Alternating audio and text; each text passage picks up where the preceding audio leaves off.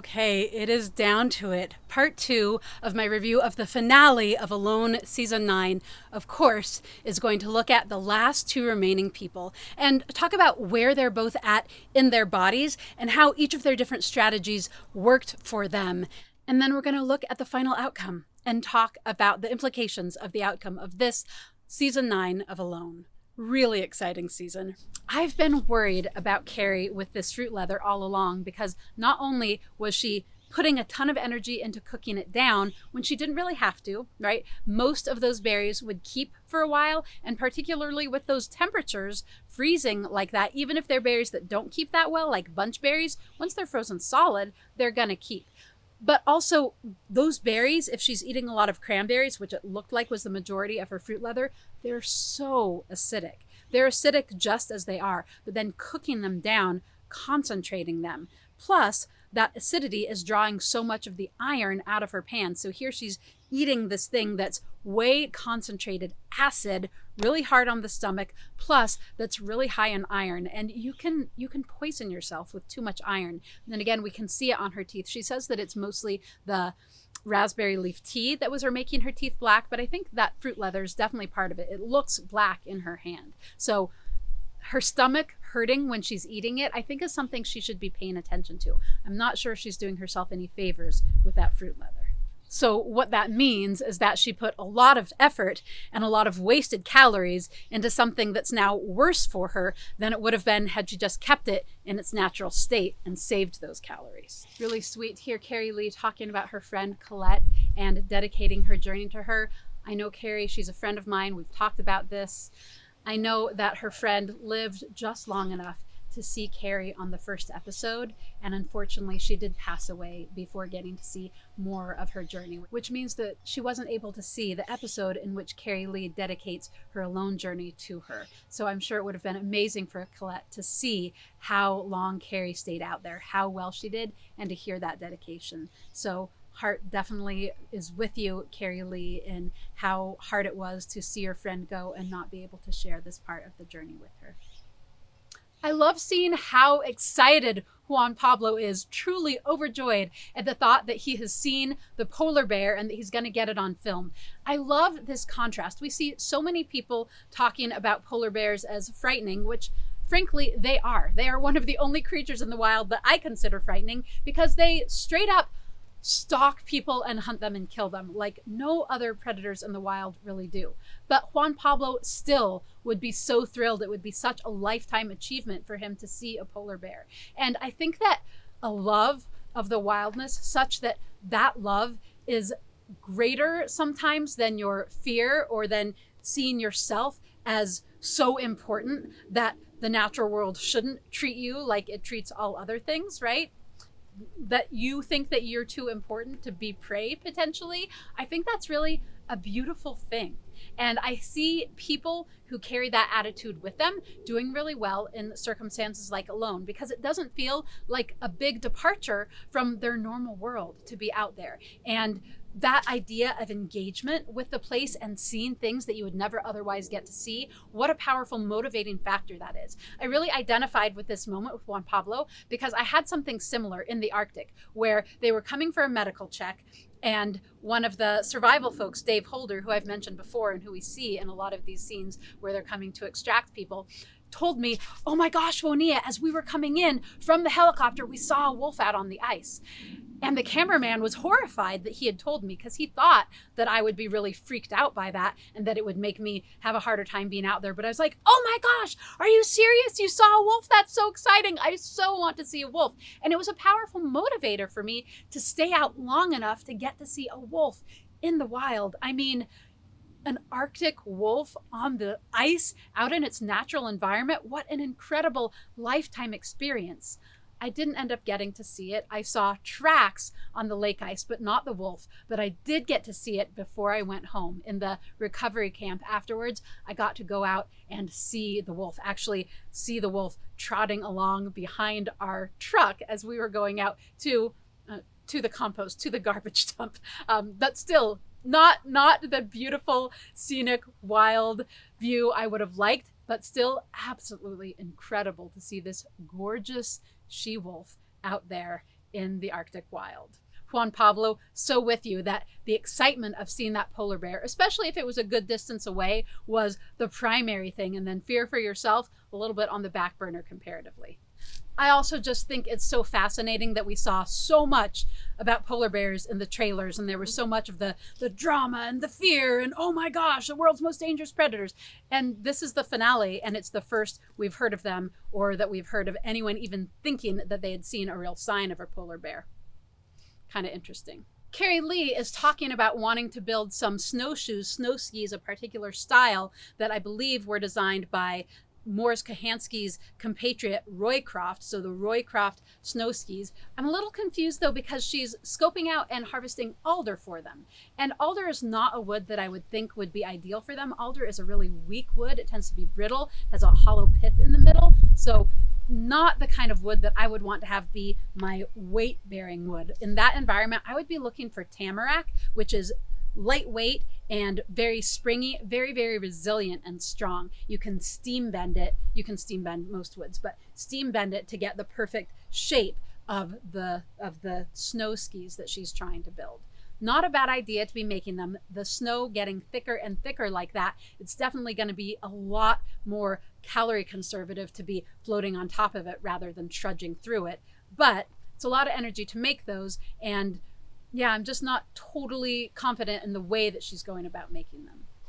But maybe that doesn't really matter, because look at her, right? She's giggling, she's happy and enthused. She was starting to go downhill. She was really feeling it. She had a lot of grief come up, just a lot of really feeling her body tanking. But now that she's invested in this project, her glee is back and she's feeling good. And that's huge. So this again is an illustration of the difference between Juan Pablo just laying there day after day, no fire, no food, just water, and Karie Lee pouring energy out, but clearly having the time of her life, right?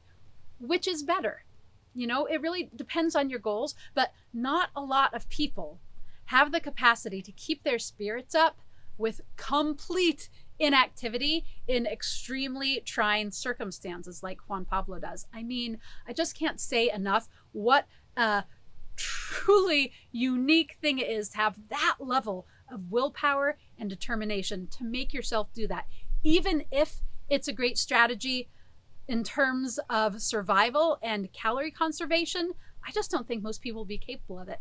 I wouldn't be capable of it. I am more like Karie Lee. I like to be busy, active, creative, enjoying myself. That's what it's all about. I don't think I could handle that many days of just laying in your bed, not doing anything. So, different survival strategies. They're both out there an incredible number of days, but you know, if your goal is the win, one takes the win and one doesn't. So, what's to say which is better? The footage of Juan Pablo is starting to get a little wacky, going a little stir crazy, going cuckoo. I freaking love. This is some of my favorite footage of this season. And I feel like what we're seeing is probably the fact that I believe Juan Pablo did have some food put by. Otherwise, why would you say, I'm going to fast for 20 days rather than I'm going to start fasting? So I'm wondering if he's having that resurgence of energy and life and hilarity that comes with getting food again after a long time without it. The footage of Juan Pablo starting to go a little cuckoo, according to him, I think is absolutely hilarious. It's some of my favorite footage of this season because we've seen him in such a different state, right? Just laying there, just getting by. And I feel like in this episode, we're starting to see him come back to life. I feel like we're starting to see more of his personality. And I'm really wondering if it is true that he said, I will fast for 20 days because he has food put by. And we're starting to see that surge of energy and life returning to him because he's eating again after going a while without it. I feel like that's coming through in all of these different ways. And it's evidenced too by the fact that he's having fires for the first time. So maybe it's just that, but clearly something is shifting. Juan Pablo has reached a milestone that he set for himself, and he's clearly in his element now, right? He lives in northern Canada. He has done a lot of extreme winter survival. So now that real winter has set in, he is starting to come into himself, and we're really seeing it. And the contrast of that and all of the people who we've seen just getting slowly weaker, and then their bodies are shot, versus Juan Pablo, who's seemingly starting to hit his stride and thrive. Wow, really dramatic. And once again, just unprecedented on Alone, right? He is just killing it in a lot of ways. Not a strategy I might have chosen, but just really impressed with how he thought it out and how well it's going for him.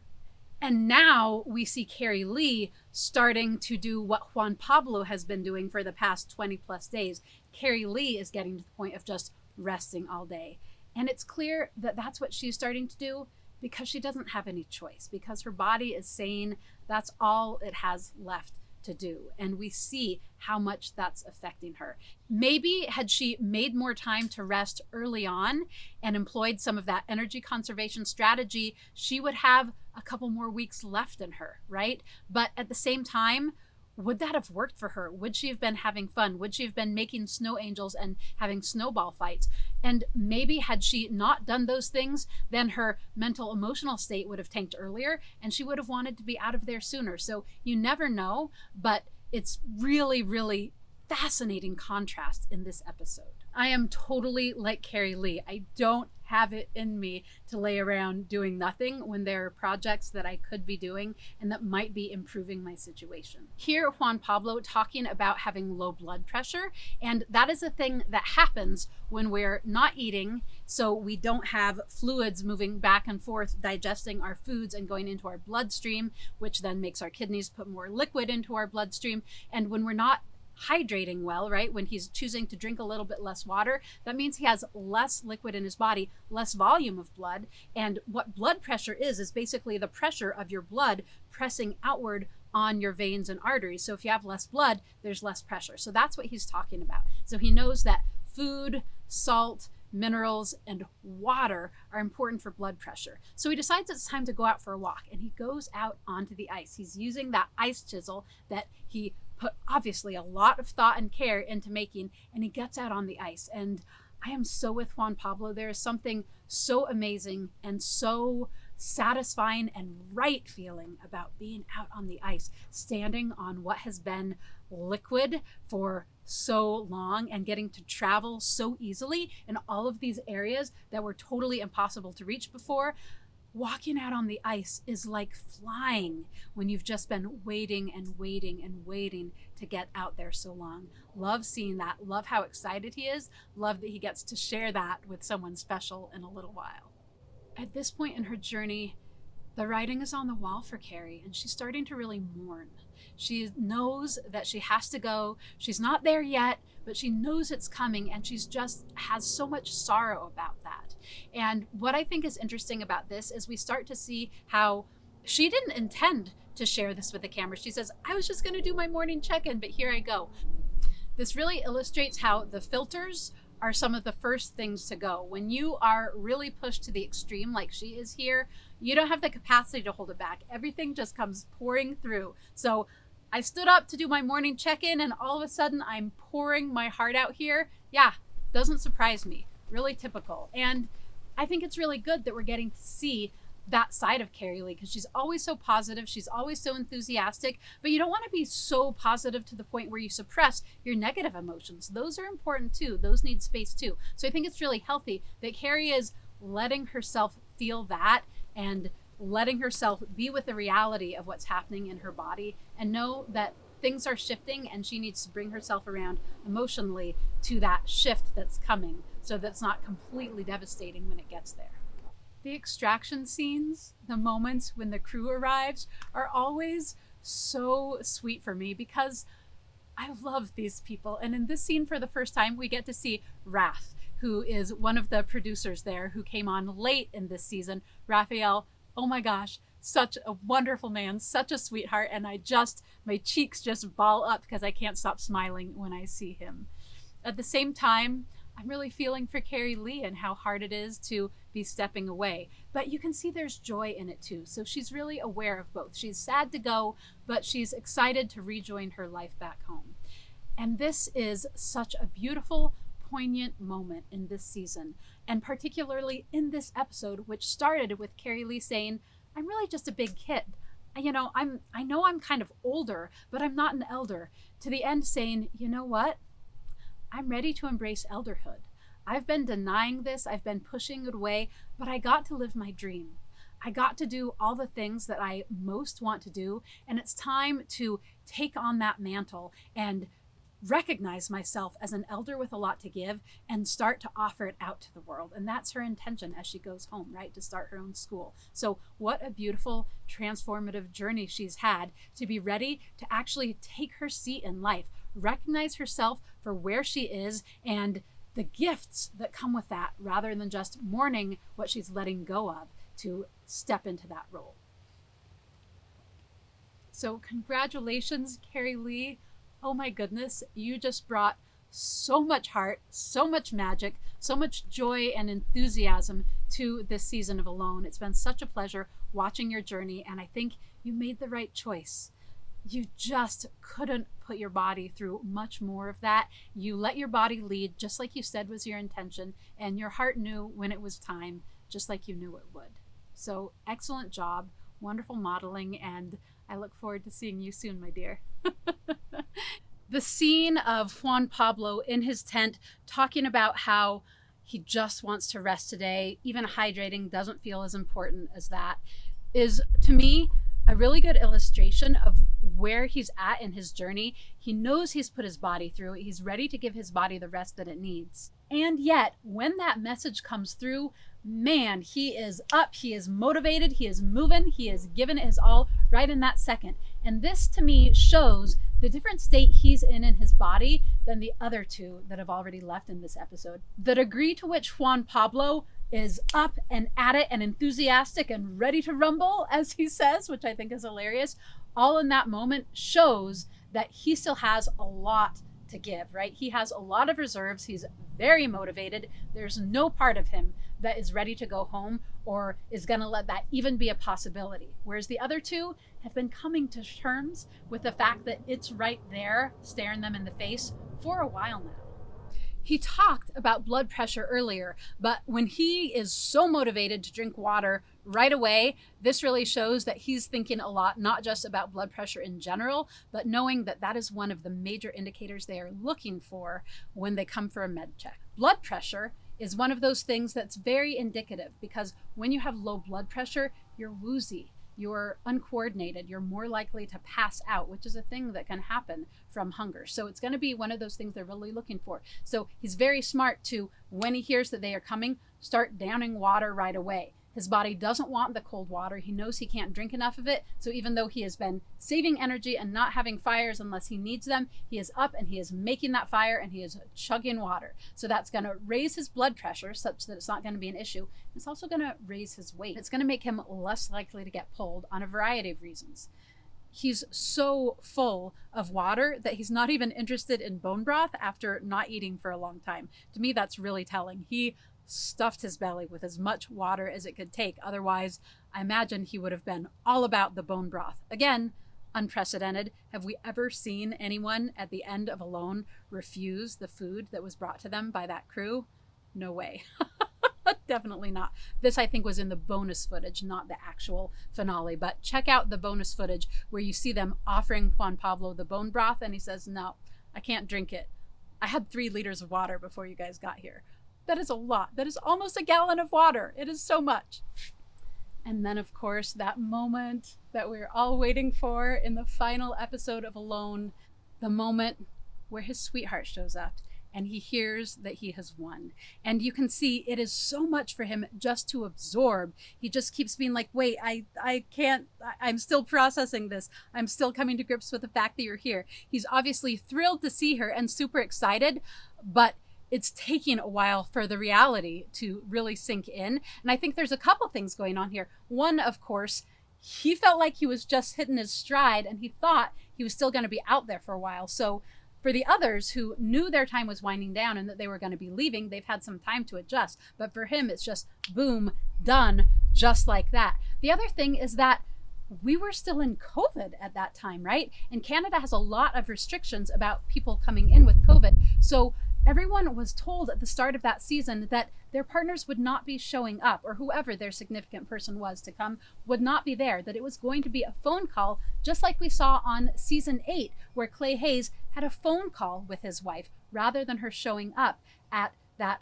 final med check. So Juan Pablo is blown away on a couple different levels and keeps saying, I'm so glad you're here. I'm so glad you're here. I think that's because he was expecting just to be talking to her on the phone when and if it ever happened that he was told that he was the last one out. Huge congratulations, Juan Pablo. I'm just so thrilled for you on so many different levels. Yes, what a big deal it is to be the first Latino ever to win Alone. And not just the first Latino, but as he talks about, someone who comes from an urban environment, a city in Mexico of 4 million people, to go on to win a survival competition in northern Canada under brutal winter conditions. Dang, what role modeling that is for the world of young people saying, who do I get to be? What choice do I have in the world? Showing that you can choose whatever you want to do. It is about determination and will and learning and doing whatever it takes to reach that goal. So what an amazing role model you are being. We often hear, if they can see it, they can be it. That people don't believe that they can be a thing until they see someone like them doing that. Igor talked about it in terms of being of Middle Eastern descent out there. The last 3 people out there, all of them were demographics who we do not see very well represented in survival, in wilderness skills, in outdoor skills in general. The last 3 people, Asian person, a woman, and a Latino man. Amazing. So if any single person out there had won, it would have been a precedent-setting, amazing season. But have all 3 of them go the distance, go that long, incredible. Obviously, I know and love Karie Lee. It would have been amazing to see her win, but there was not one of them who I wouldn't have been so thrilled for. And I know Juan Pablo because I worked with him on his book, Thrive, which is amazing and I absolutely recommend. But it's been really sweet to build a relationship with him through coming to know one another through the greater Alone community, and then get to see him achieve this landmark thing. So huge congratulations, Juan Pablo. Thank you so much for all you brought. And man, just what a way to show what will and determination can do. I mean, my goodness. All 3 of these folks had such inspiring journeys, right? And they were all so different. We saw Timogen saying, this is nothing like I thought it was going to be, but coming to this place of really leading with his heart, doing it for others, recognizing that he wanted to be able to give in ways he hadn't given before. Karie Lee doing it from a place of just joy and connection and playfulness and just bringing that love of the outdoors to it. Juan Pablo bringing this unbelievable amount of will and determination and believing that he was capable and doing something that few people in Alone history have done, to go that long with that little resources and come out of it that healthy and still strong in mind and body. Just dang, you guys. So everyone on season 9, huge kudos. It has been an amazing season. I've enjoyed this more than any season I've watched so far. I felt like I would love to hang out with each and every person out there. And I feel that they all brought something really unique to the Alone experience that has just really enriched what it brings to the world. Thank you all. Really excited to see what you go on to do. And oh my goodness, you guys, the Frozen season is starting next week. So lots and lots more to talk about, lots to go into in depth when we come to Alone Frozen, also in Labrador, but in a really different environment on the coast, and launched later than any other season in Alone history. So of course, I will be sharing all kinds of great stuff about it, and I look forward to seeing you here very soon.